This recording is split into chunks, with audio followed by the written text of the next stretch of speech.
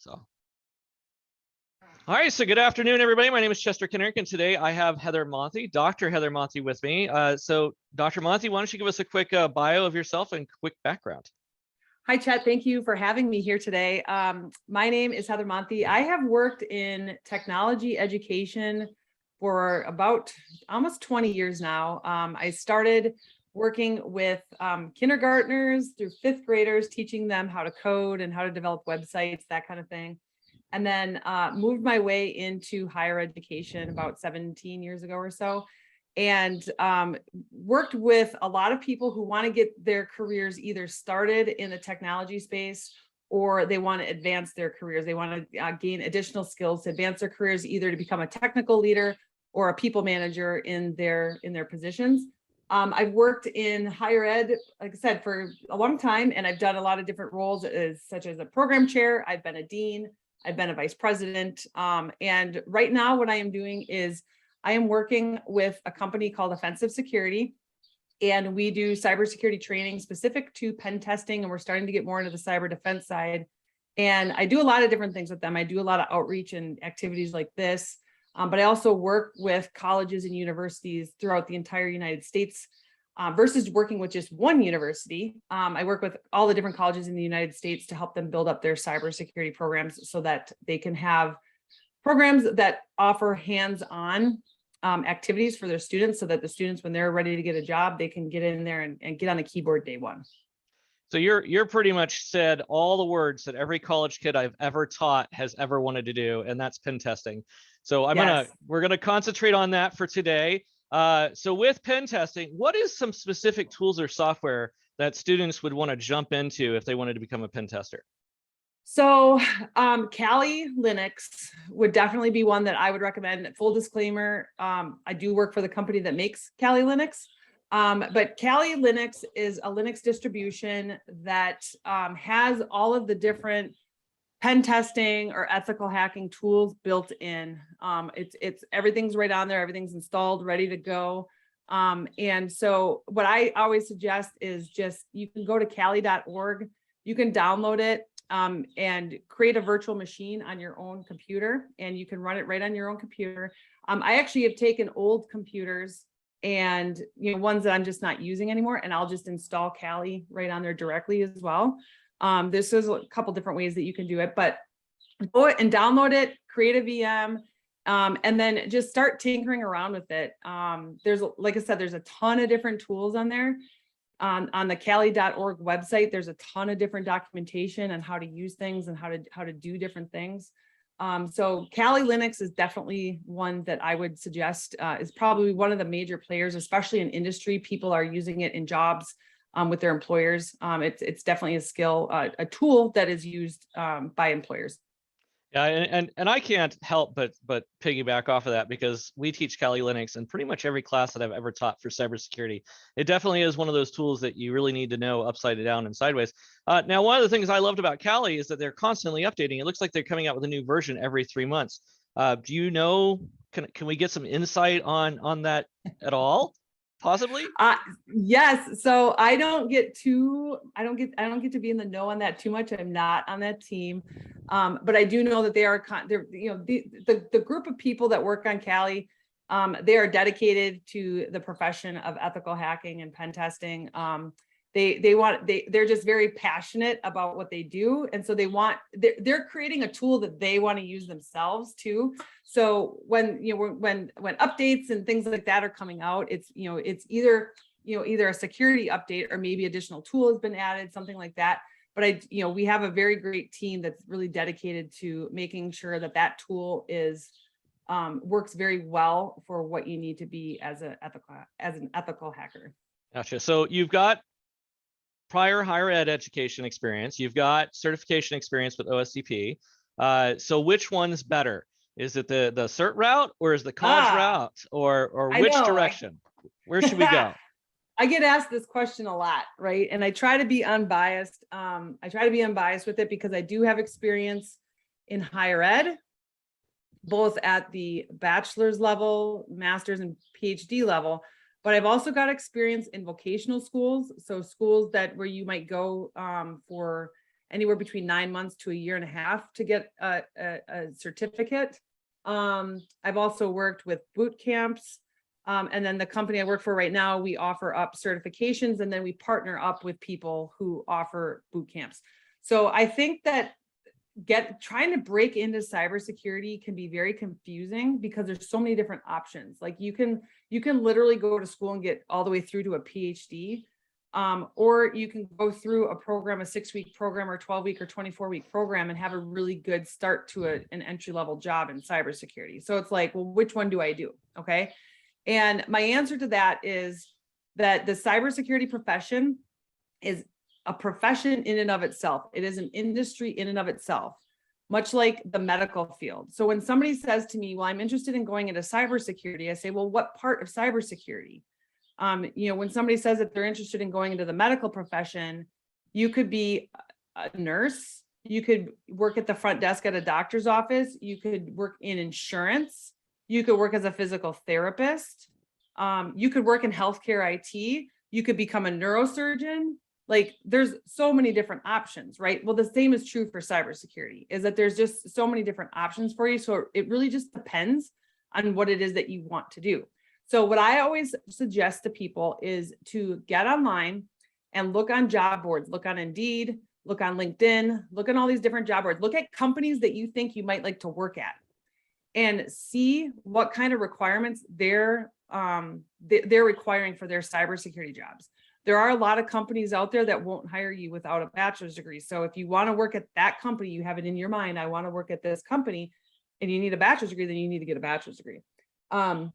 But then there's a lot of companies will hire people if they've gone through and they've got a couple different certifications, they got the hands-on skills, they've been able to prove that they've got those hands-on skills in some other way, those companies will hire them. So I always just say, just go and look at those jobs. And then the other thing that you can do is go and find people on LinkedIn and, on social media, and find out what they're doing for their jobs, and just go and look at their LinkedIn page and see like, well, what was their path to getting to where they are? Everybody's path is going to be a little bit different, especially when you get into some people that may be a little bit older, because, back in the day, like when I was in college, there weren't cybersecurity degrees. My undergraduate degree is in computer science. So we didn't necessarily have that option to get a degree in cybersecurity. So if you're looking at somebody that's been doing this for 20 or 30 years, their path is going to be a little bit different. There's a lot more options now. But just look at what other people have done and try to mimic that as much as you can. And go look at those jobs and see, like, if I want to work at company X, Y, and Z, and this is what they're looking for in entry-level cybersecurity analysts, that's how I can start putting together my plan.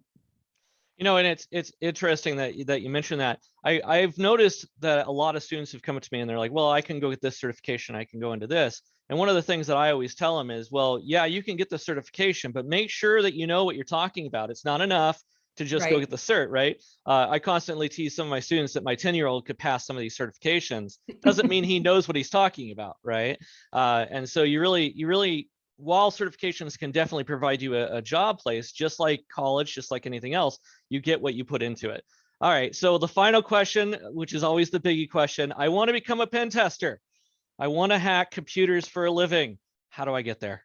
Yeah, I was just talking with, I teach a class, and I was just talking with some students about this yesterday. They're brand new, they just started, we're in week 2. And, the thing I think I hear the most is, how do I become a hacker? I think the second thing I hear the most is people that want to do network security. But pen testing, ethical hacking, red teaming, whatever you want to call it. That's the thing I hear the most, because it's cool. You see it in Hollywood. They've done a really good job making it seem mysterious and cool and that. But what I go back to my earlier point of get online and look at the jobs that are out there to see what they require. So the company I work for is called Offensive Security. And we do provide training and the certification for the OSCP. It's the Offensive Security Certified Professional. And it's a top tier certification for pen testing and using Cali Linux. And the idea behind how it started was that there really needed to be some very good hands-on training and also assessments around pen testing. So you can go and you can study pen testing and the theory behind it, and all that stuff, and take a multiple choice test and probably do very well. But when you have to sit down in front of a computer terminal and actually start doing the work, do you know what you need to do? So the OSCP is a sort of an assurance to employers that somebody who has that, they've got those skills. That test is a hard test. It's a 24-hour test, and you have to provide. You have to show all the different skills that you've learned. Okay. So in order to get into pen testing, I would say go online and look, and you're going to see that there's going to be a lot of jobs that are looking for the OSCP. There's another thing that you can do is if you Google IT certification roadmap, there's a lot of different graphics that come up, but there's one really good one that will come up and it'll show like 1,000 different IT certifications. And it's got these different pillars or pathways. They will show you like, this is beginners, this is intermediate, this is more advanced, and then this is expert level. So that's a good way to start putting together sort of a career roadmap for yourself. But the other thing I think is that you really need to make sure that you are up for the work. I mean, it's not a career path where things are very well laid out for you.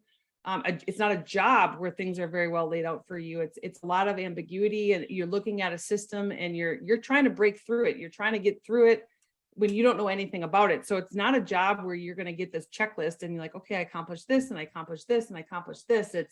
It's really going to be like, you have to be really curious and wanting to keep going and wanting to keep finding new things and figuring out what where you can go from here. And then be okay with dead ends. Sometimes you get to a dead end and you're just stuck, and not let that discourage you. Is that a word? Discourage? I think we're good not with let that discourage you. So again, it's like I said, go look at job postings, look up some like hands-on training. You need that hands-on training for pen testing. Multiple choice tests are fine for theory, but you need that hands-on stuff.